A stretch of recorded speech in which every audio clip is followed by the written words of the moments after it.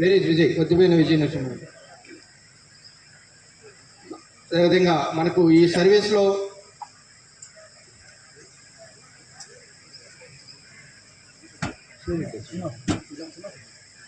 తర్వాత మన వల్లూరు శ్రీనివాస నాయుడు గారు.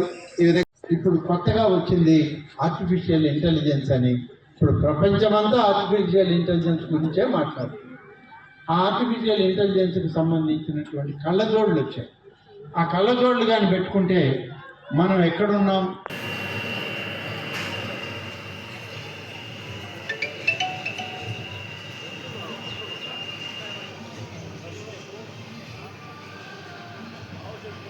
మన లక్ష్మీరెడ్డి ద్వారా మనం ఈరోజు డాక్టర్ సెక్టర్ వాటికి సపోర్ట్ చేశారు సార్. డాక్టర్లకి భోజనాలు ఏర్పాట్లు కానీ పెద్దలకి అందరికీ ఏర్పాటు చేశారు సార్. బొమ్మెల మురళి విజయ్ సార్, విజయ్ లక్ష్మీరెడ్డి తమ్ముడే సార్. ఇవన్నీ కూడా ఆ యొక్క కళ్ళజోళ్ళ ద్వారా, వినికిడి ద్వారా మనకి వాళ్ళకి అర్థమవుతుంది. కాబట్టి ఇటువంటి వాటిని దాదాపు 220 మందికి మామిడూరులో బొల్లినేని భాస్కర్ గారు, అంటే మీ అందరికీ తెలుసు, బొల్లినేని కృష్ణయ్య గారు గతంలో మనకి ఎమ్మెల్యేగా పనిచేశారు. వారి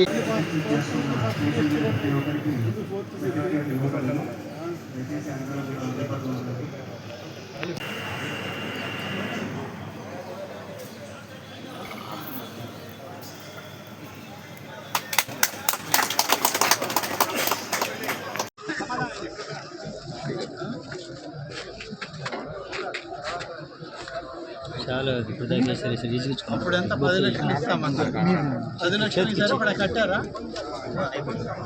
9 లక్షలు ఇచ్చేసారు కదా వాళ్ళు. ఇంకెంత ఉంది పని? ప్రమోట్ చేయడం. ఇవాళ సర్జరీస్ కొన్ని జరిగాయి, అందరూ బాగున్నారు. ఇంకా కొన్ని ఇవాళ నుంచి 4వ తారీఖు వరకు కూడా ఈ ఆపరేషన్లు చేయడానికి ఈ వాహనాలను ఇక్కడనే పెట్టి ఆపరేషన్లు చేయిస్తాము. ఎంతమంది వచ్చినా అందరికీ చేస్తామని చెప్పి వాళ్ళకు మాట చెప్పడం జరిగింది. చాలా సంతోషం. ఇవాళ ప్రతి ఒక్కరికి కంటి చూపు అవసరం.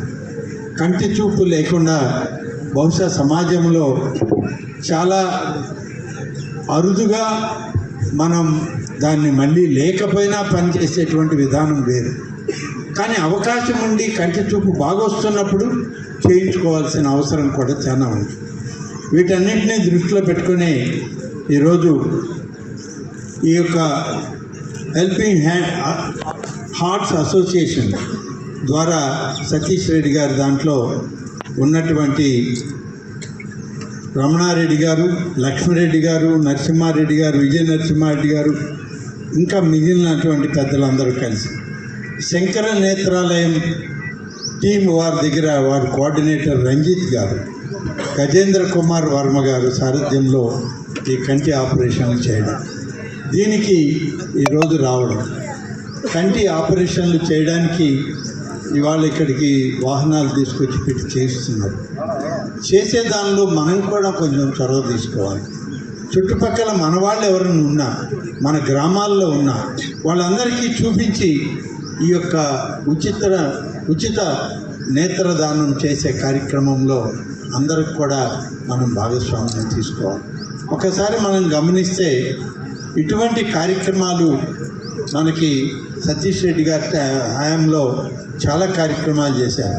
పోయిన సంవత్సరం కూడా మహిమలూరులో ఒక కార్యక్రమం ఉంటే నేను కూడా అక్కడికి వెళ్ళి చూడటం జరిగింది.